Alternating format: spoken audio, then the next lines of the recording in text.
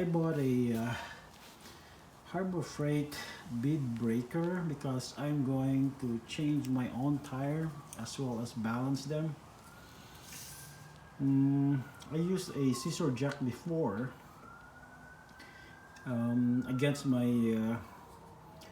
hitch under my SUV to do the bead breaking, but it's kind of a non-conventional solution, and it takes a while though. This one probably is better, I guess. I think it's like around I think I bought it for 86, yeah, I think around 86, $87, tax included, in Harbor Freight. So we'll see. So unboxing it.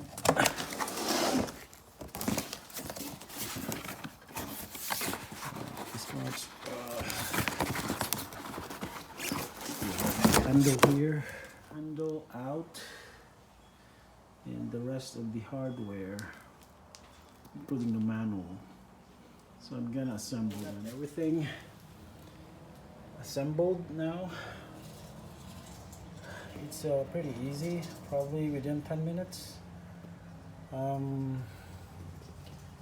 bolts, I just need to tighten the bolts. So I don't know if this metal will hold for a long time, but I have a 16-inch wire, 16-inch wells for my BMW. So probably that's for a 16-inch tire. It's a tight squeeze in here. So, but it fits though. For 16-inch, I don't know about 17-inch, but 16-inch is like a snug fit. So let's break speed.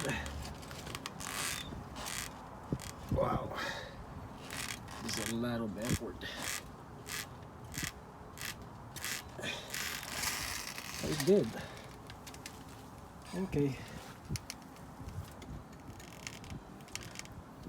We're going to do it. Yep.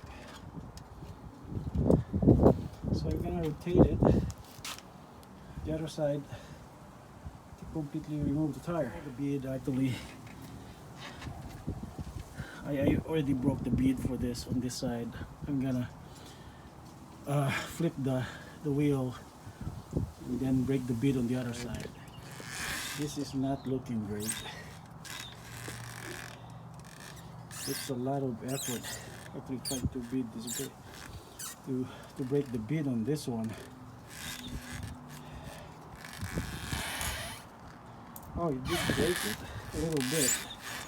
So I have one of the reasons why I need to change this tire beside the bad wheel here, the rim is in bad shape, is that this tire wasn't installed correctly.